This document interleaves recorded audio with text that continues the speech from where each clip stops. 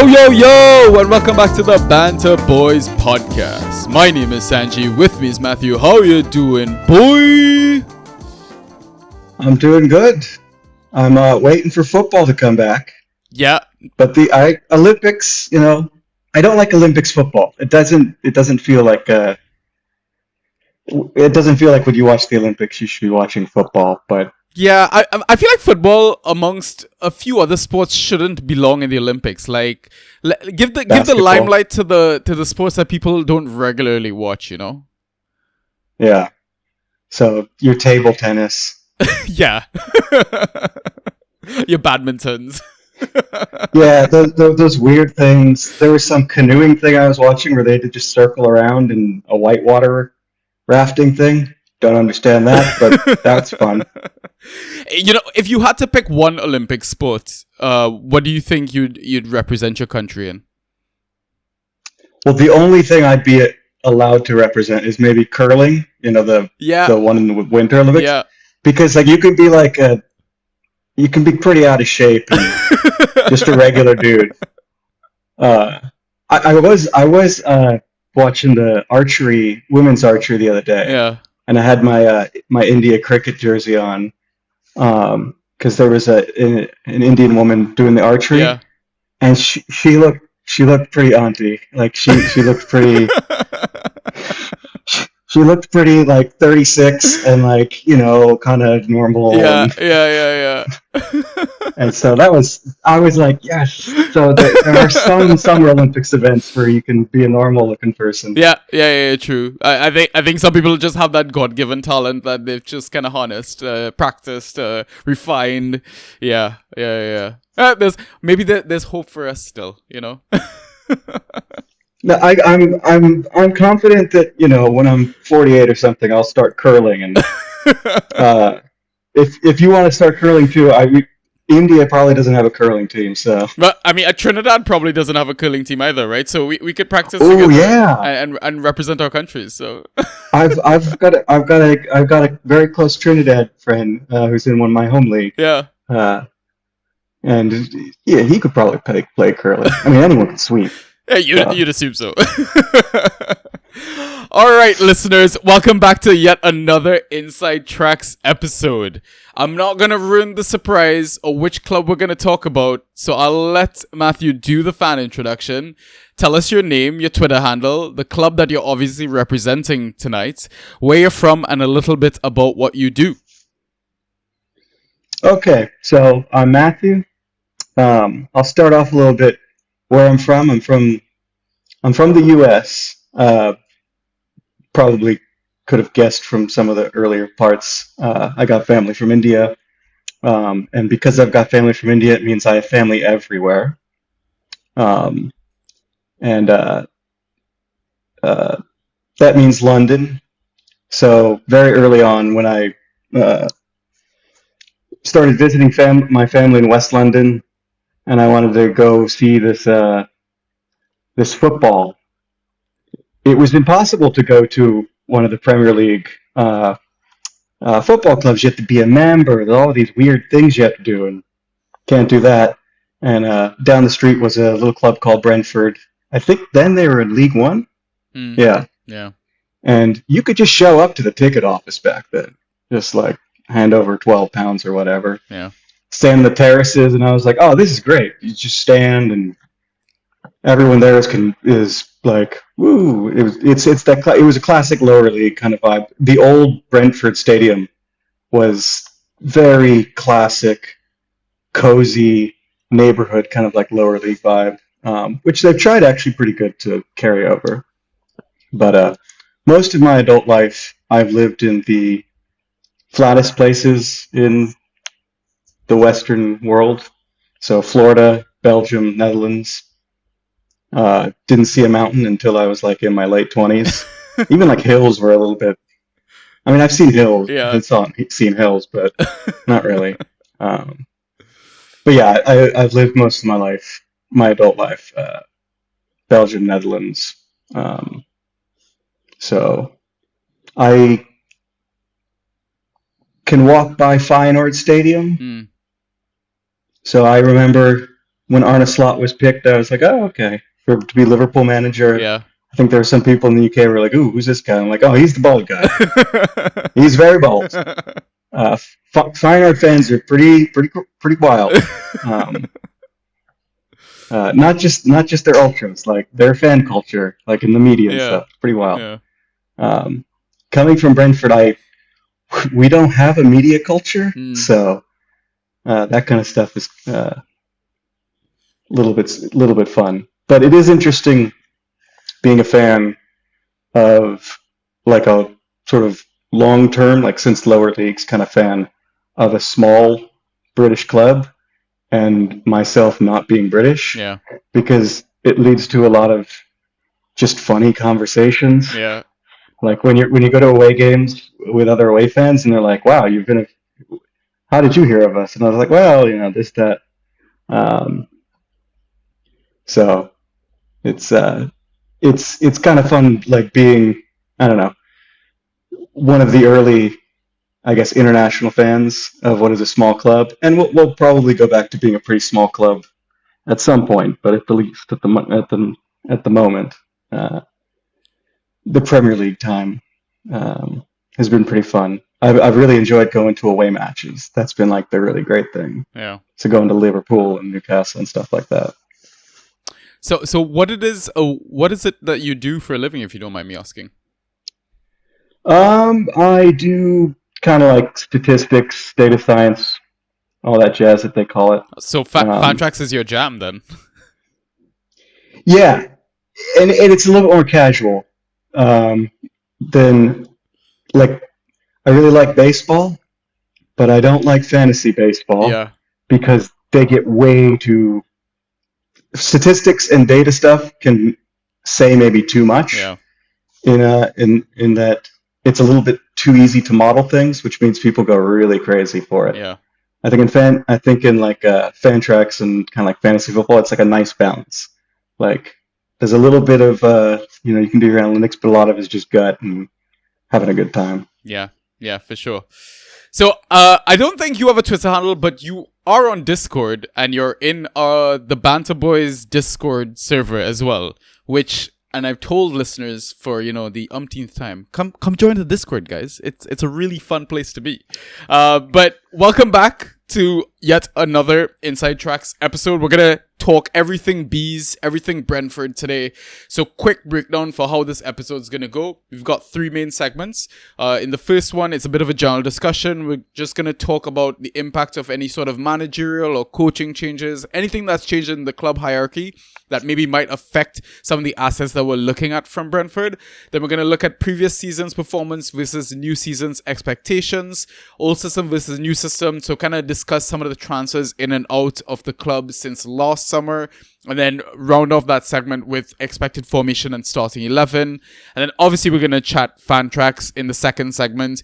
We're going to ask Matthew his first pick from Brentford, maybe 3 picks as well, and which rounds he's going to take them, at least 1 hidden gem and at least 1 trap. And then finally, we're going to round things off with an advice segment. So we'll just pick Matthew's brain as, an experienced Fantrax manager. How does he do trades? How does he, make his waiver claims? Are there any lessons learned? How does he spend his fab? And, we'll dig right into it. We'll dig deep right into it. So let's get started. Thomas Frank has been in charge for 274 matches, over 2,000 days, right? I don't think he's gonna leave anytime soon. He's one of the more coveted managers, I want to say, in Europe, especially given how many clubs are chopping and changing due to inconsistent performances, etc. But you guys finished what was it, 16th last season? It wasn't that safe. But yeah. Has anything changed within the club hierarchy, like coaches? Anything you can kind of touch on? I don't think anything serious has changed. I think I remember reading something. So one of the things everyone likes to add now is like a fashion accessory is a Brentford set piece coach. Yeah. And I think Chelsea added a Brentford set piece coach. I wasn't sure if he was a the current one at Brentford, or he had like gone somewhere else and then went to Brentford, Yeah. or went to Chelsea.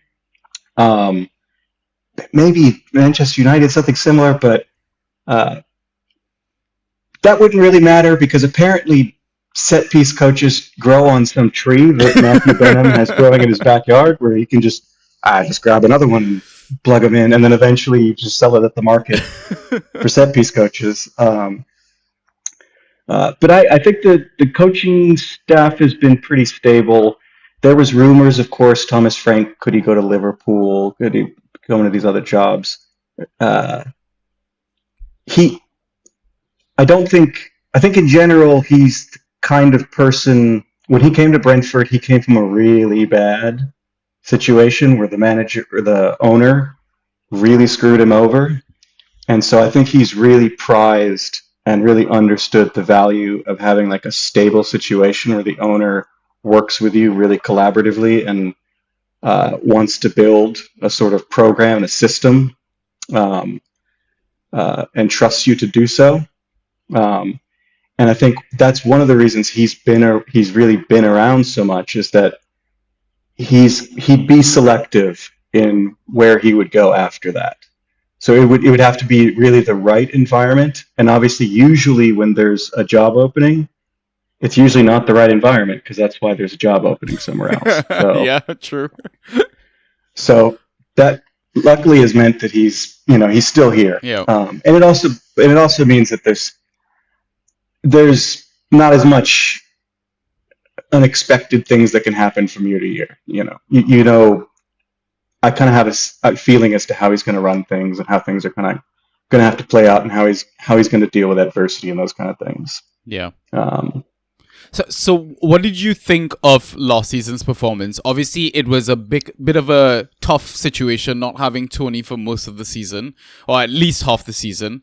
Then, you lost the likes of like Wissa to AFCON. I think Mbeumo was supposed to go, but then picked up a serious ankle injury or something like that. So, yeah, I mean, it wasn't the easiest conditions, but overall, I mean, I guess, are you happy the fact that you guys just, survived another season? Well, yes. There was a moment where I was like, we shouldn't get relegated, but like dumb stuff happens, and we can get relegated here. Yeah. Not because we should, but it can happen. I think the biggest thing actually was not Tony. It was Raya. Yeah. Raya is by far probably the best player who's ever played for Brentford. Like the highest quality, the most impactful, and sort of like the best at his position that the club has ever had. Mm-hmm. And one of the things that makes Raya amazing, and I think it's something Arsenal fans don't fully appreciate, but certainly I think it's what Arteta was going for and what Arteta appreciates, is that you can build a very modern defense, like defensive structure around David Raya. He will make mistakes. Every keeper does. But he does not get affected by the mistakes. Yeah. Made a terrible pass. All right, just made a terrible pass. Yeah. Coach said, play up, play very high up so that the center backs can push out, and play long, play short. Whatever he's being asked to do, he will do what the coaches say, and he will do it fearlessly. And then we got Mark Flecken. Yeah. And Mark Flecken does not have that kind of fearlessness. Yeah. And unfortunately, I think he came into a system in which probably at the very beginning, he's being asked to play a little bit too far forward than he was comfortable with, a little bit too much like a David Raya, and that didn't go well. And then I think he got something kind of like a mild form of the yips, because he became like the worst shot stopper in the Premier League. Yeah. And the thing he was the best at in the Bundesliga was shot stopping. Yeah. And so that was an indication of like, oh no, his confidence is gone. Like psychologically, he's kind of broken. So Thomas Frank had to totally change this kind of like goalkeeping system, where now I believe after like the first few matches, uh, Flecken was like the furthest back of any goalkeeper in the Premier League, whereas Raya was the furthest forward of any goalkeeper in the Premier League. Mm. And this totally messes with the system. Yeah. Like the whole way the system worked before is keepers are far up. And add a couple injuries, what do you know? Defensive structure, defensive shape, defensive confidence kind of goes out the window. And from there, you're just trying to rescue the season and hope that Flecken can kind of gain some confidence. And I think he was coming around towards the end. And I think, from season expectations, that was not what you wanted. Yeah. But the fact that basically the club was still able to rescue it, something that was so big. Rescue also having like defensive injury crises, not a lot of depth. Yeah. Meant, I'm still kind of optimistic coming out of it. Yeah. So. Yeah, I mean, speaking of Flecken, and I mean, we might as well move into like the ins and outs over the last couple of windows. But yeah, Flecken's performance. There was one, I think, aberration. Was it the Man City game? I don't know if you remember that. Both of them. Yeah. I think one game he had like 20 saves or something absolutely absurd. Yeah. And then the other game he had an assist. Yeah. Which was also just weird. Yeah. But that's when he started to turn around. Yeah. And if the problem was confidence, that makes sense actually. That like all of a sudden he went up against like the most imposing team to play against, and he had a really good game, and suddenly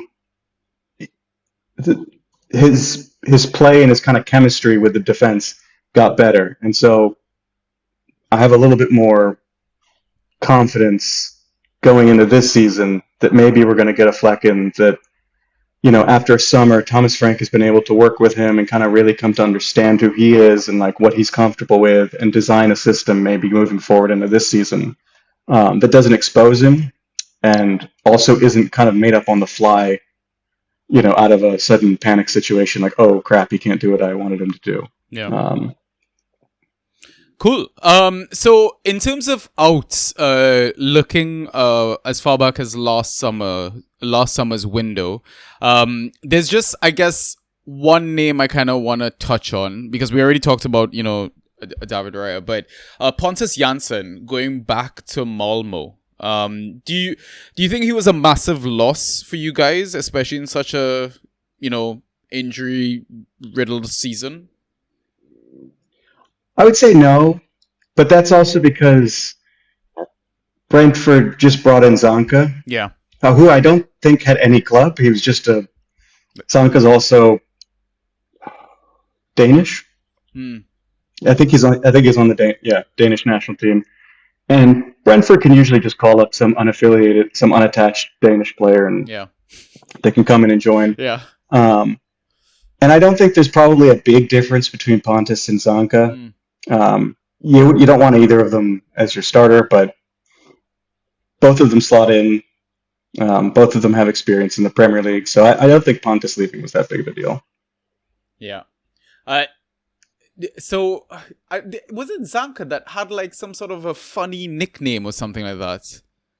That is his nickname. It's Matthias Jorgensen. Right. His actual name. Right. Yeah. He played for Huddersfield that one or two seasons that they were in the Premier League. Yeah. Okay. So let's touch on some ins. I'm not sure how familiar you are with like the youth setup and stuff like that. So maybe we'll just focus on like the senior players for now. So Kevin Schade came in from Freiburg.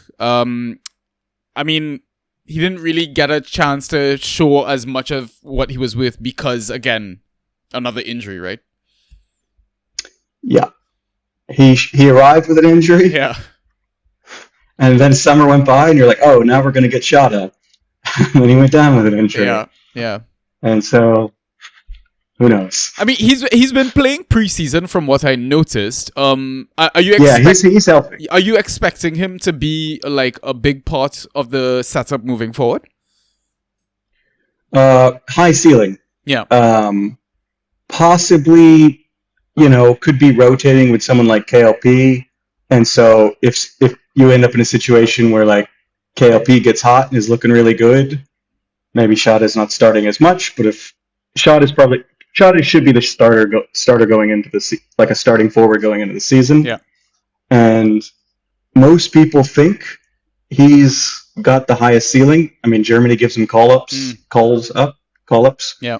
and that sort of thing. So clearly, like it's not just Brentford. Like a lot of people hold him in higher regard, but we haven't seen it yet. So it'll be interesting to see how he comes to kind of like realize that potential everyone sees in him. Yeah. Okay. Nathan Collins coming in from Wolves. How did you feel about this transfer? His impact on the team? I think it was an okay transfer. He's young, and he was thrust into an injury crisis with Mark Flecken having the yips behind him. Yeah. It's not a good situation, but he's really young for a center back, and I think he'll have space to make mistakes, and he certainly made a lot of mistakes last season. Yeah. He has the space to make mistakes at Brentford in a way that like you maybe don't at bigger clubs. And so hopefully that will help him gain experience so that each year he'll become better, and that maybe when he's like 25, 26, 27, we've got a real top center back on our hands. Ethan Pinnock didn't become Ethan Pinnock at age 22. So like it's okay to I think it was a good idea to kind of like offset the very old center backs that we have with a younger choice, and to plan for there to be a couple years for him to kind of grow into the role and improve and stuff like that. But I am aware that a lot of fans, and I think a lot of people looking on, would have seen some really bad performances from him last year. Yeah. He had some good ones actually too. Yeah. And he actually wasn't terrible in fan tracks. Yeah. But his bad games were, when you watched him in person and you saw the mistakes, they weren't very nice to look at. Yeah. All right. Another name. He came in as a free agent last season, and I think he's already left the club this summer. Is Saman Ghoddos? Oh yeah, Ghoddos. I like Ghoddos. He'd been in the club before. Yeah. And he was a squad player, fun guy. Every now and then he would score a real absolute banger, just a crazy banger of a goal. And he always brought energy when he came on. Yeah. And Brentford likes to fill out sometimes some squad roles for guys that they know, guys that they've been following for a long time. That's where you get the Zankas and the Ghodoses. Ghoddos was supposed to come to Brentford maybe 2019 or something, and then something weird happened, which unfortunately is a developing trend. There's just a weird thing at the very end of a transfer that's supposed to go through, and so his agent wasn't legally registered, or something really weird like that. Yeah. And so the transfer didn't go through, and then it was years later, or like a couple years later, that Brentford finally got him.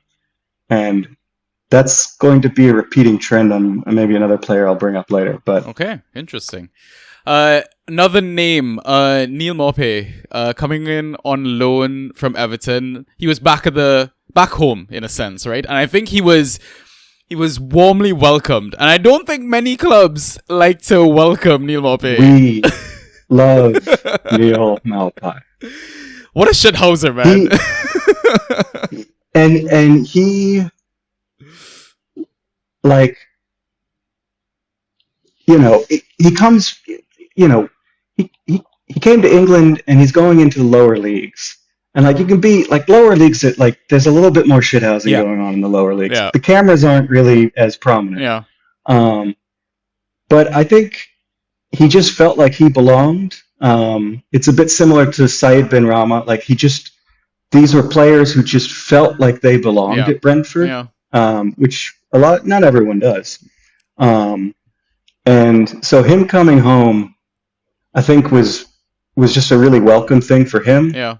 Where he had a tough go of it. But yeah, coming home, we loved him.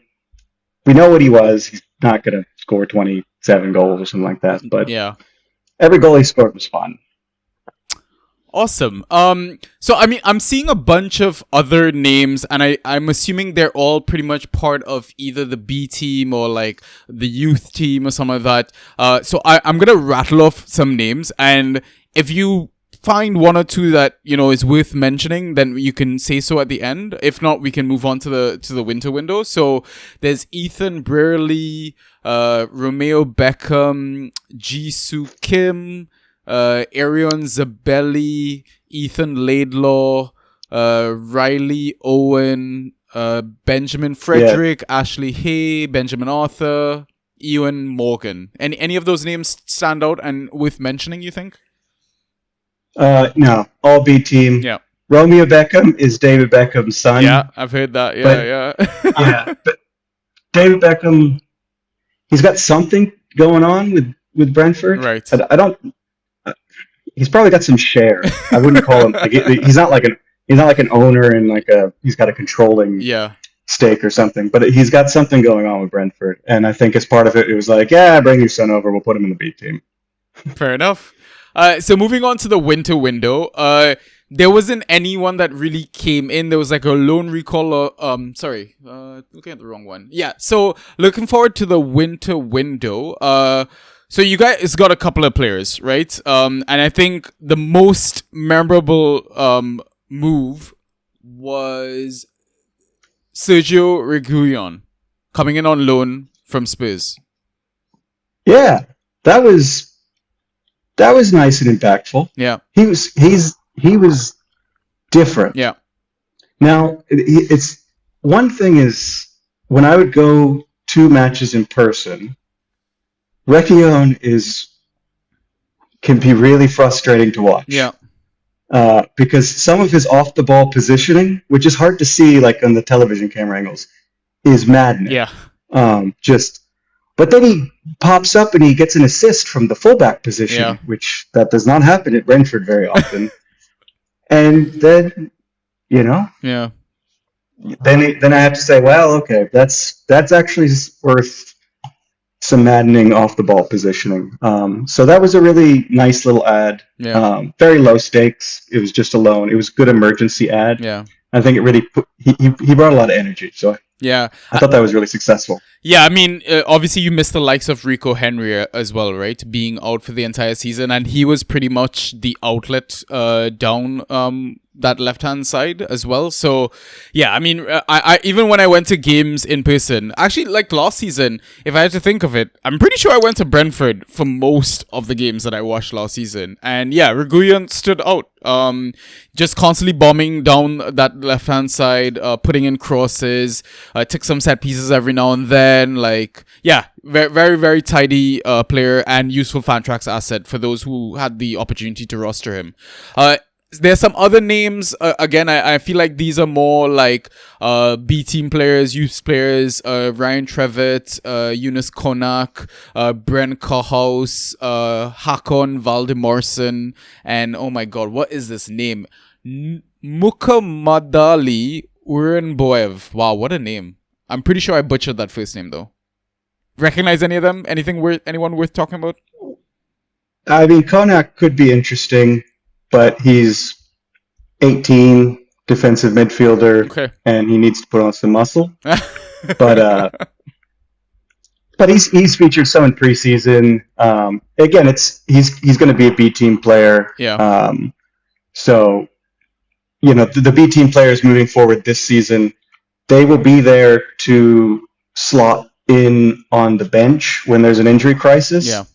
And then maybe, if they do see some field time, that'll be the chance to see, like, do they stick a little bit? Yarmil Yuk is one who last year stuck. Yeah. Gave him a few minutes, and suddenly everyone was like, "Oh, okay, he's staying. He's not going B team anymore." Yeah, he's a big guy as well, fairly mobile for a big guy too. That's that's his big asset. Like you want physicality. Yeah. He's got the physicality. So that's really promising for Premier League. Yeah. So moving forward to the current window, obviously the confirmed out of David Raya, Shakosha left as well. The end of the loan periods for Neil Maupay, Sergio Reguilon. Like we mentioned, Saman Ghoddos getting released, Shandon Baptiste getting released. So in terms of the ins, there was a guy named Julian Eystone, but I think the one that we all want to talk about is Igor Thiago.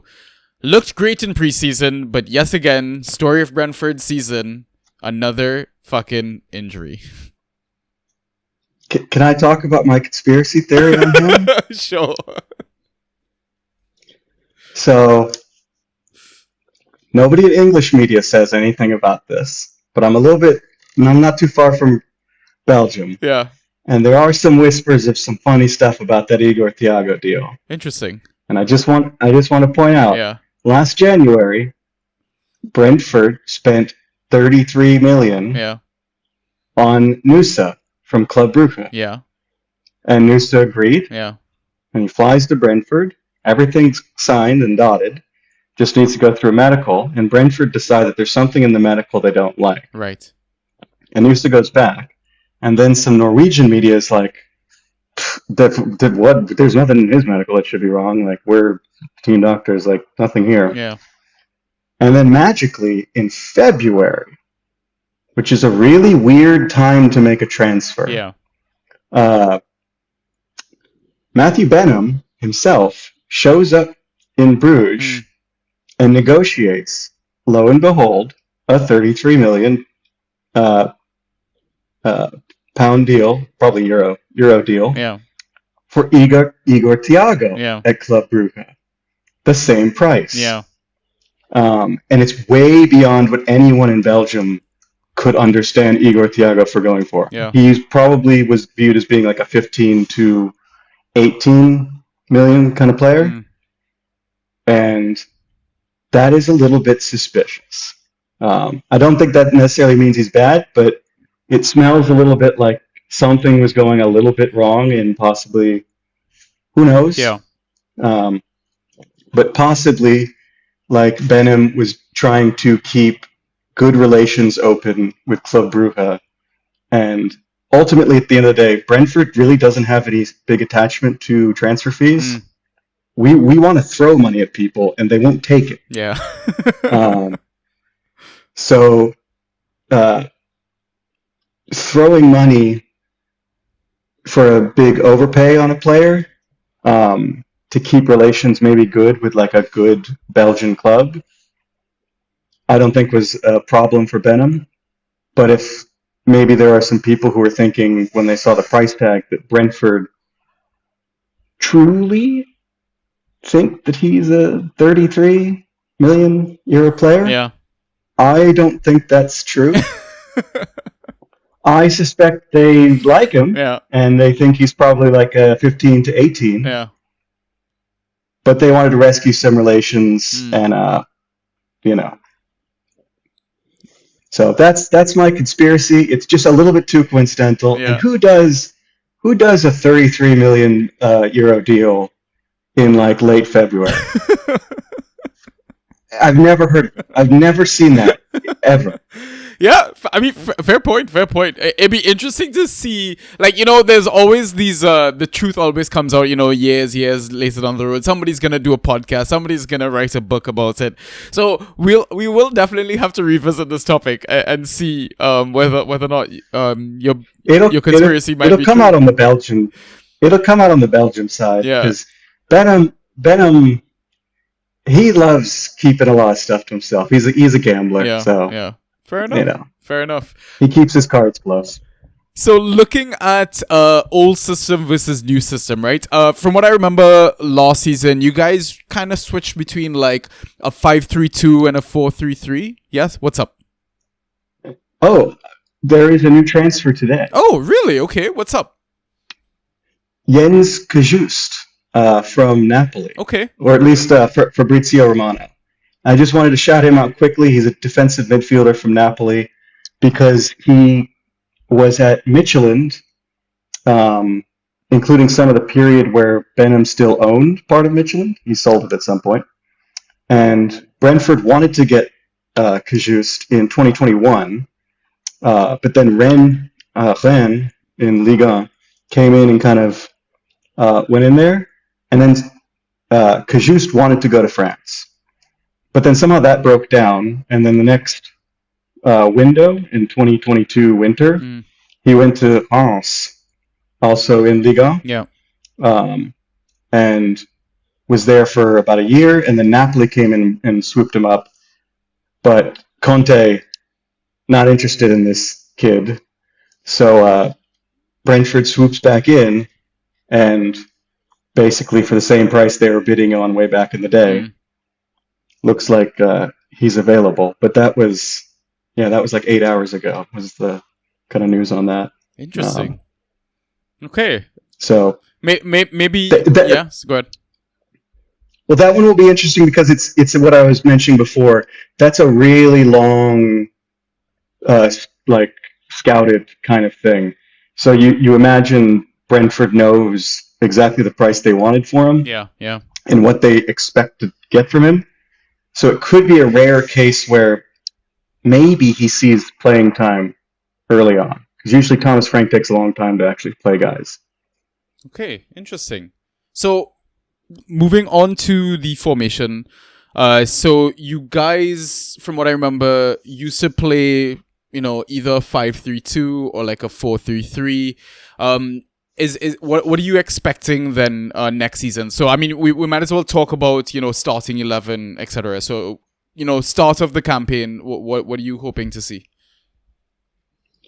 So what Thomas Frank wants to do is 4 at the back versus like the mid and lower table teams, and then a sort of 3 or 5 at the back at the top teams. That's what he did when he had everything at his disposal, a couple years ago. Last year, he was kind of pushed into a direction where he just didn't feel confident enough to do 4 at the back especially through the injury crisis. I would imagine it's going to revert to the norm of 4 at the back and then 5 at the back or 3 at the back, depends on who the wingbacks are, against the big teams. And I think he's had, like I said before, a summer to get acclimated to Flecken and maybe work with him and feel more confident that he's kind of given his instructions and built him up in the way that he wants to within the system. So that's what I would expect. It'll be a little bit interesting in attack. Mainly because Maupai went away, Igor Thiago went down for a few months. Tony should be leaving, so let's just assume he's leaving. Yeah. And you feel like probably someone's coming in, but I don't know what level that someone would be. Yeah. And so we can maybe get to it when I bring up Wisa, but I don't. If no one's brought in, Wisa looks really valuable. Yeah. If someone's brought in, depends who that someone is and what their status would be relative to him.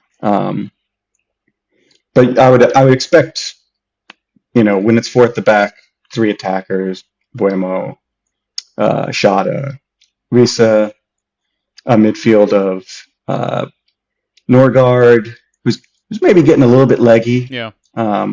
Big, wonderful servant. But you would imagine maybe at some point in the year, Cajuste is going to be transitioned in, if indeed that transfer goes through. Mm-hmm. Because there's been a lot of weird failed transfers. Yeah.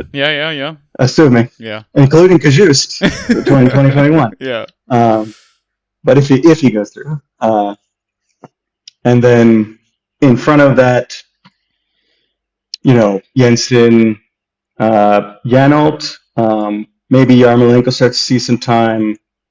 And then from there, it would be playing a hot hand if one exists. If Damsgaard starts to really look good, maybe he starts to see more time. If Josh Da Silva starts to look anything like the Justice Silva of the promotion season, well, you'd play him every single game. Yeah. Who knows if we'll ever see that? But yeah. So what would That's right. What would the That's what I think. What would the backline be then? Like, is Rico Henry fit? Like, what's the situation there? Who starts a left back, etc.? It'll be Rico Henry. Will it be Rico Henry on week 1? I probably not. Yeah. But week 2, week 3, week 4, he'll probably be in there.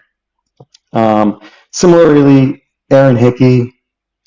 I don't know if he'll be fully up to speed in the first couple weeks, but I think from a fantasy perspective, like, you don't take that kind of stuff too seriously. Yeah. Christopher Ayer can slot in into the right back, and then I'm assuming Ethan Pinnock, stalwart. Oh, yeah. Right. Oh yeah, of course, yeah. Pinnock and me, possibly Collins, but I would expect it would be Pinnock and me. Okay, cool. All right. Are there any other players or anything else you want to touch on tactics-wise, or should we move on to the next segment? No, we can go next segment. All right. So, let's chat some Fantrax assets. So, first pick from Brentford. I feel like this is an obvious one. Yeah, it's Mbuemo. Which round are you taking him in? I'd say 2 or 3. I wouldn't go early 2, but I'd say like late 2, early 3, depending on like what the forward, landscape looks like on the first round or so. You might go earlier or later than that, but yeah, I'd feel pretty confident. I think he's going to be a pretty consistent starter, pending any, that he doesn't get injured or anything during this course of the season. So yeah. I think his spot is guaranteed. Okay, cool. Who would your next 3 picks be, and which round would you take them? So I'd take Pinnock next. That would be like a round 3, round 4. I like Pinnock a lot because he's super reliable, except when he's injured.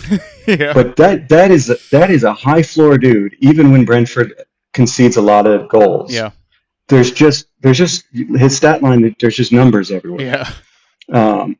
And I think there's a really good argument that you should be adding, if there's a defender like that, like Tarkowski as well.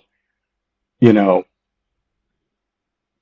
to grab one of those guys early, before other people do, because there's just a reliability there in defense where you're not really taking a gamble there. Like, it's one of the safest defenders you can get, and so in some situations I might even take him above Mbuemo if I think that there's still some forward value left, like that was left on the table in the first round or 2. Yeah, I mean, bold strategy, but I understand it, especially even with the scoring changes for defenders, getting that little extra bump. That's right. Yeah, that's a big one. The fact that the first goal. I mean, that's how I've always run my home league. Yeah. But so maybe that's also why I immediately would go to that. Yeah, makes sense. Yeah. So actually, because I've always run my home league so that the first goal doesn't really count, and someone like Pinnock he's just gold star. Yeah. So yeah. For those who haven't played with that kind of scoring before, you can look at somebody like Pinnock and be really tempted because he just accumulates a lot of points. Yeah. He really does. One of my favorite Brentford players, hands down, easily. He's lovely. Yeah. Just a lovely man. After Pinnock, who would you consider? I'd say Visa.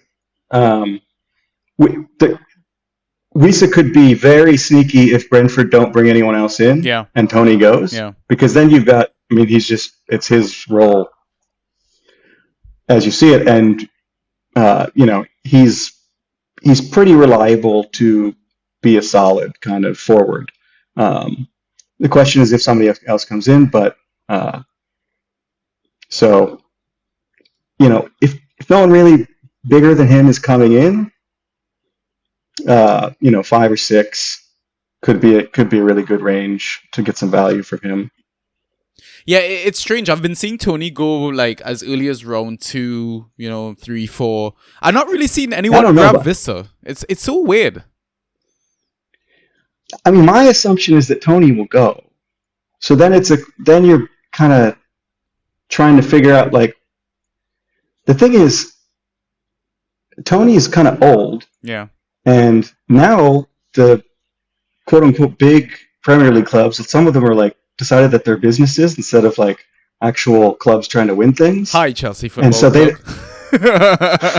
I mean, I didn't want to say it, but they don't want to. They don't want to buy 29-year-olds anymore. Yeah. And normally you would say, "Hey, we're Brentford.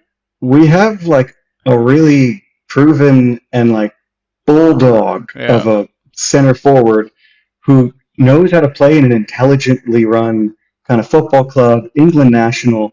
Oh, by the way, he just doesn't miss penalties. He's got ice in his veins. You can have him for 30 million. Yeah. Like, it's not really that big. He's on nothing wages. Anything you pay him is going to be 3 times what he's being paid now. Yeah. And people would have been snapping your hands off for him. Yeah. But I don't know if you can amortize that as well as you can. So one of the risks I see in Tony that I think is not being priced in with people who are drafting him that high is that there is a league where that's not so bad. Yeah. And that's like Serie A. Yeah. And if you see like Napoli or somebody sell like an Osimhen and they got some money lying around, Tony would totally go play for like a big Italian team. He'd probably do really well there. Yeah. Yeah. So I think there's some risk. There's some real risk when you're for drafting him, whether he's going to be in the league, because he wants to go. Brentford will let him go, and Brentford doesn't really need money, so like there's not really going to be like a huge, I have to pay this high price or anything. Yeah, yeah. And Tony wants to go to a good club that feels good, for when he looks back in his career. And I wouldn't be surprised if like an Inter or a Napoli or somebody like that kind of realized, hey, these English clubs, they think they're businesses now. So yeah. Interesting. So after Visser, is there one more name you can suggest? Yeah, I'd say Shada. High upside. There's a chance he could really realize his potential, and then you'd be looking at like, whoa, look at this. Now we've got a really good asset on our hands. Injury concerns, but if you're going rounds 7, 8, 9, injury concerns are something that's not really the end of the world. Yeah, very true. Cool. Have you got a hidden gem up your sleeve by any chance? I would throw out maybe Rico Henry, because the really long-term injury and the fact that he's probably not going to be a starter for the first few matches means that the value might be low. It's like it's a buy low. Yeah. And if you're sitting there and you need a defender and it's round 11, that looks like a good buy. Even earlier rounds, because he's going to be a starter when he comes back. So yeah. But I wouldn't go like round 5 or something with him. Yeah, I feel he'd be undrafted in most leagues as well, right? I feel like people just assume he's still out for a while and they're not gonna bother. So it could be a cheeky, week 1, week 2 sort of pickup for like $0 $1 or something like that. Exactly. It's more a case of like if you've got somebody in your league that you think doesn't mind the fact that he didn't play last year and like knows that, hey, he's going to be a guaranteed starter. Brentford has no backup. But certainly, if he's going undrafted, pick him up right off the wires, because he's guaranteed to start when he's healthy. Fair enough. All right, and have you got a trap asset? Well, I would have said Igor Thiago, but then he got injured, Yeah. so I wouldn't say that. I'd say maybe KLP from kind of the reasons I said before. I don't see to start off with starting position for him, Mm. and he could be like someone that people might be tempted by in like later rounds. Yeah. And I just don't think there's a place for him. Mm. So, but he could come good because, of course, there's going to be injuries. So Yeah, that's very true. Yeah. Okay. Lovely. Are there any other assets you want to talk about, or shall we move on to our final segment? yeah, I think that's it. There's Jensen. I think people have been a little bit too harsh on him. Mm. He's still going to be on set pieces, all that kind of stuff. So if you feel like he's still draftable, he definitely should still be drafted. Mm-hmm. So if you feel in your draft that he's falling, pass around 10 or something, like snap him up. I mean, the man's going to be on set pieces, and he was injured for part of last year, which is why a lot of like the stats are a little depressed. Yeah. So Yeah. I wouldn't take some of that too seriously, and I wouldn't expect replacements in those positions. It'll be Janalt who's replaced before Jensen. Okay. All right. Now advice segment. Matthew, it's time to pick your brain. We've got some fun ones, some serious ones. So the fun question is, have you got a drafting day tradition? Do you wear some like lucky socks? Do you need to wear like a lucky shirt when you're drafting? Like, well, I am almost always drafting at about and I will be this year, like 2:00 in the morning, because everyone in my home league is magically wants to do it in U.S. time. Yeah. And I'm in European time, so I'm like, all right, it's either 7 people can't draft or it's just me. So yeah, for me, it's like I used to have a whiteboard. Yeah. But then there's only so many names you can write on a whiteboard before you become frustrated and realize they've all been taken by other people. Yeah, yeah. So then I started just moving to the vibes approach, like maybe pen and paper with a few names written down, and then just vibes it from there. Fair enough. Have you got any experience trading draft picks? Yes. So this year I have an extra 13th round draft pick. Okay. What was the trade? It was, I forget exactly who. It was from a trade last season where we just wanted to do a trade kind of like an NBA trade. Yeah.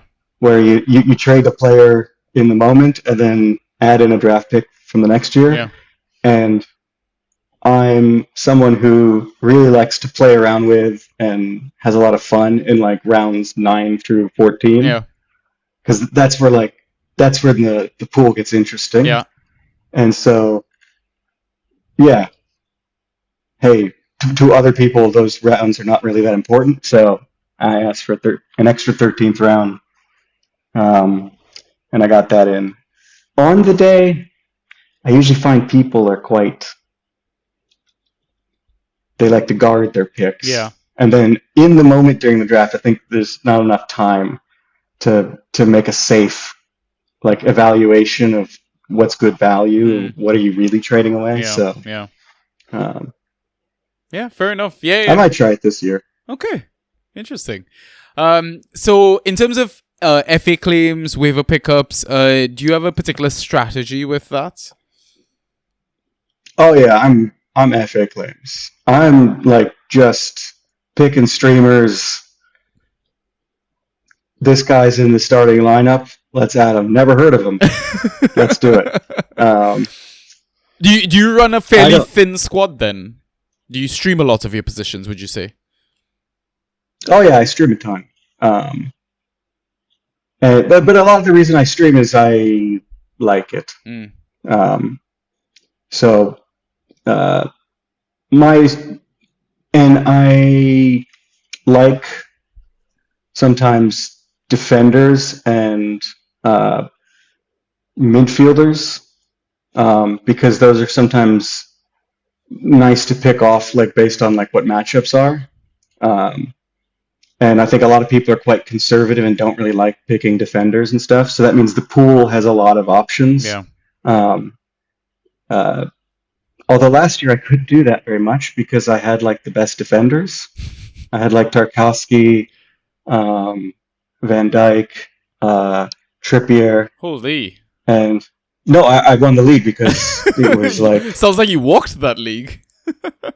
no league average one. Oh yeah, true. Yeah, you know what? You got to tell the listeners about that before we sign off. Like after all the questions, I'll let you bring that up. Yeah. But yeah, no, I mean, I didn't have like very Rolls Royce forwards or anything like that. Yeah. But yeah, when you have like several weeks where your defenders are pulling in like 60 points together, it becomes a little like you suddenly realize, oh, okay. Doesn't really matter that I missed out on that my forwards are like Carlton Morris and Maupai. Yeah, not the most glamorous duo. In terms of Fab, I'm assuming you have some experience with it in your league. Yeah, I mean, I'll use it in when somebody drops it. Like people often sometimes try to do a little cheeky drop ad, like drop a guy, and then they'll try and bid for him to get him back. Mm. And I'll try and gauge like, well, I'd like that guy. Yeah. So maybe I'll try and like do a little outbidding. I try to stay away from bidding much on new players that will enter after the draft hits. Mm-hmm. Like deadline pickups. Yeah. I mean, you have your Kuduses and stuff, which like, whoa, those are really worth it. Yeah. But you also have like there's an entire trash heap of ones that didn't work out. Yeah. So, I remember when there was a scramble to see who would be able to spend everything on Lukaku coming back to Chelsea. That wasn't worth it. So yeah, and it'd be the same with the January window. Like it's very easy to project the idea that some new signing from somewhere else is going to come in and be the player that you expected them to be from where they were coming. Yeah. When they're just coming into the Premier League. Yeah. And I just think that leads to it's a little bit too easy to overvalue that's going to happen. So I'm pretty cautious with that kind of stuff. Okay. I spent almost all my fab last year on like Olise. Yeah, I mean with that though, surely. For the 17 weeks that he was available, yeah, he was totally worth it. For the other weeks, there was times where I was like, I wish I had a little bit more, but okay. Yeah, fair enough. Have you got any memorable trades from last season? Any best, any worst? So, in my home leagues, I'm usually commissioner, and I try not to win my trades.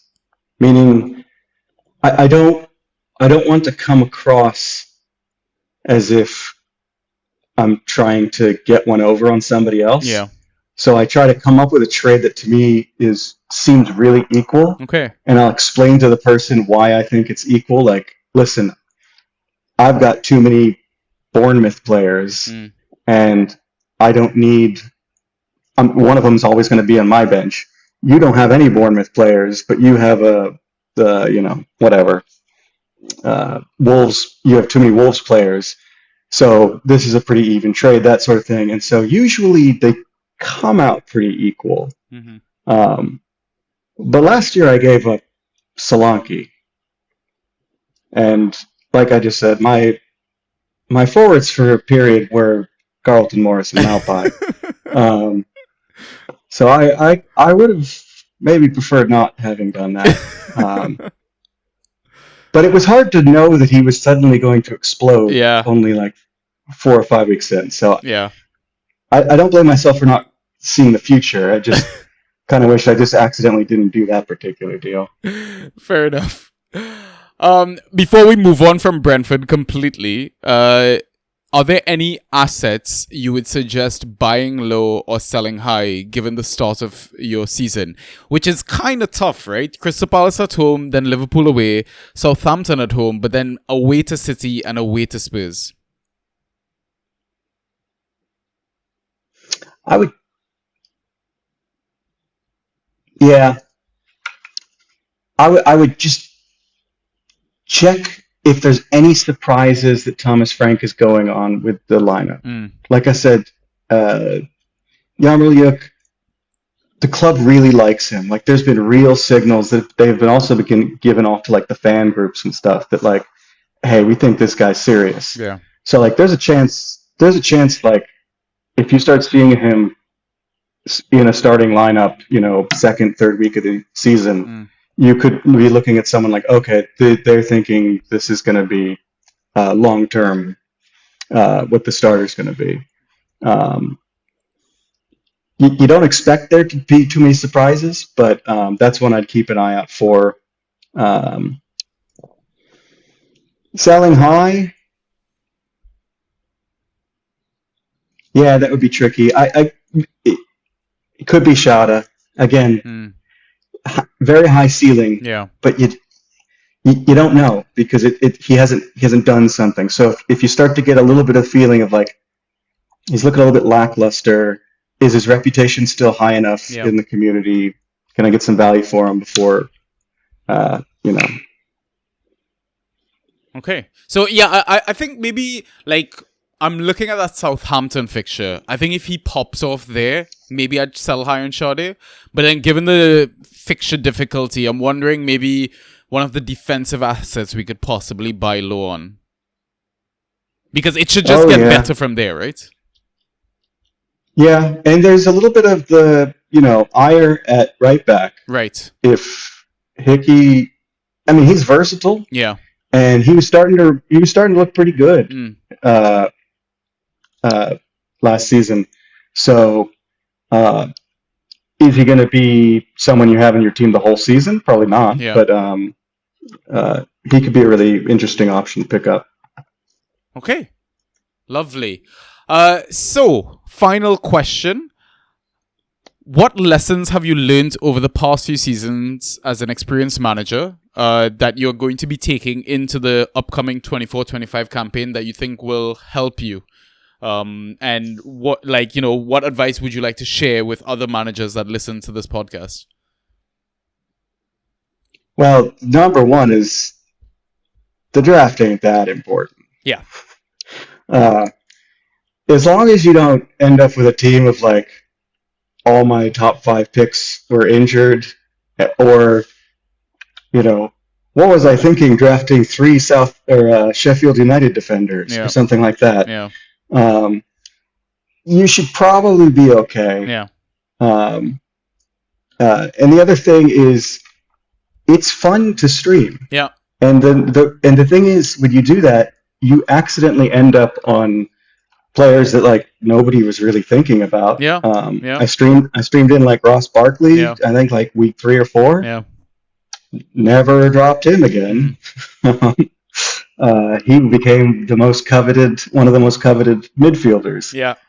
So just keeping things fresh, and also, I mean, I've mentioned this a lot today actually in the Bant Boys Discord.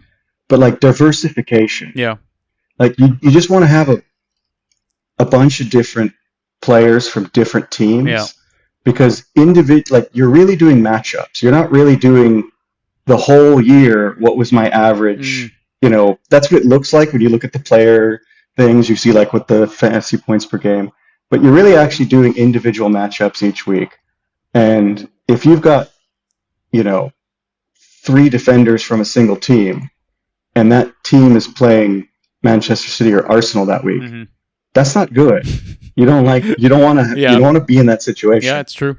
And conversely, if you're sitting there and you've got a bunch of attackers from different teams, there's a good chance every single week one of those attackers is going to be going up against a bottom three defense. Yeah. That's and so if you just have all of your attackers coming from a few, like one or two teams, you don't get to take advantage of that kind of flexibility to play that week's matchups all that much. You're just locked into whatever it is you chose.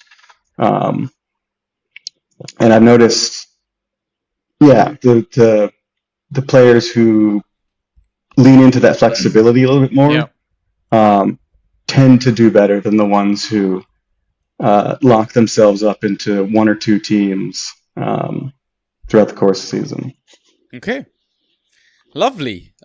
So, listeners, that's all we had planned for tonight's pod. But before we sign off, Matthew, you got to tell us the story about this league average situation. Okay. So, for listeners who don't know, because I think like most people play in leagues that have an even number of players. Yeah. But if you play in a league that has an odd number of players, you get an option in Fantrax to include what's called league average. Yeah. And guess what that means? It's a sort of like dummy player that ends up in one of the matchups each week whose score is just the average of everyone else's score put together. Now, every single week, match week, if you like sort and see all the points that everyone scored, unsurprisingly, league average comes between fourth and if I'm thinking of my 11-man league average is kind of like the quote-unquote 12th player, comes between like fourth and seventh. And there is literally no reason for league average to do very well. It should also basically come fourth to seventh. Yeah. But and the thing is, Fantrax does not put league average in your league table. Yeah. So you don't know what league average is doing. I mean, if you sit there and like count it on a spreadsheet, you do. But and we noticed something very strange in one of my home leagues, which was around like week 18. We all kind of were like, hey, I think we've all been losing to league average. And so I wrote like a script in Python to scrape the weekly results from Fantrax, process it all and create a new table that is the same kind of table, but now it includes league average in it. And I discovered in week 19, wait, holy shit, league average is top of the league. And it was on like a 7-match winning streak. And we were like, okay, that's really weird. Yeah. But the thing is, like, funny statistical anomalies can happen. So I was like, all right, it's just a really funny thing, and I'm glad I wrote the script so that now I can pay attention to it and keep track of it. Yeah. And then it just kept going, and it kept going, and there was a long stretch where I was totally top, but league average was right behind me. And then in like the final couple weeks, like we were both tied, me and league average. And the human player who does not come fourth to seventh every week, obviously have scored more. So like I had the tiebreaker. Yeah. And week 37, league average pulled ahead and didn't lose the lead. And so it was crazy, but the bot, like the non-human player who only finishes average every single week, never top, never bottom, just plain old average, won. And also, in the script I was able to calculate in the table how many fantasy points against, and it was way below everyone else. Yeah. And so the mystery to me is like, how did we all shit the bed against league average? Like, I lost the league average 3 times. I only played it 3 times. I lost 3 times. And I know for me, I do have a theory, which is that like, because I stream a lot, I do like to have an opponent. Yeah. like to see what somebody else's team is. Go like, oh, they've got defenders from this team. Well, I have a free defensive slot, so like maybe I'll stream in a defender from that same team, and that way I'll mitigate, the risk that they get a clean sheet bonus or something like that. Yeah. And if that team concedes a lot, it doesn't matter because we both get punished. Yeah. Yeah. And so I guess we all just put a lot more thought. I mean, not everyone puts a lot of thought into every match. Yeah. But like the top players tend to put a little bit more thought. Yeah. And when you're facing league average, like you don't know what to put thought in. You're just like, I don't know. There's no one there. And so it was just it's bizarre, but it's also, like when I'm watching Premier League games, I kind of know, which players are on my opponent's team. Yeah. And so, oh no, this guy scored. Like, oh, I'm playing against him. Yeah. When you play against league average, it is nerve-wracking because everyone is on the other team. Yeah. It's like you look down, you're like, oh my god, that guy scored. Oh no, that guy scored. Yeah. Oh, somebody has him. Yeah. Oh, everybody has everybody. Yeah. Oh, this is terrible.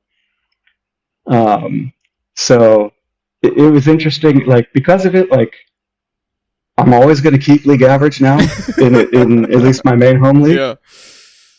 Yeah.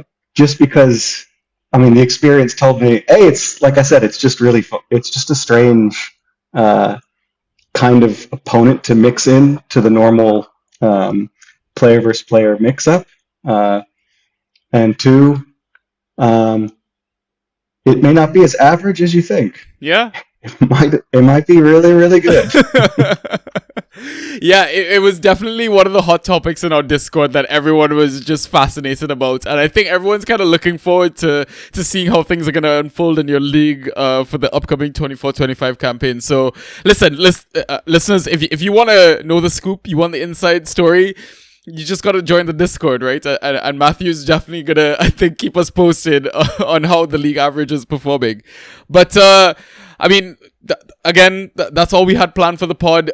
Before we sign off, Matthew, do you have any final words you'd like to say? Not really. Just be careful drafting players who might lead the league. Yeah. You don't want to be getting a Harry Kane this year. Yeah. That's very, very true. Yeah. All right, listeners, thanks again for tuning in to yet another Inside Trax episode. Just stay tuned. We're almost at the finish line. There's just a few more to go. But yeah, we'll catch you on the next one. Peace.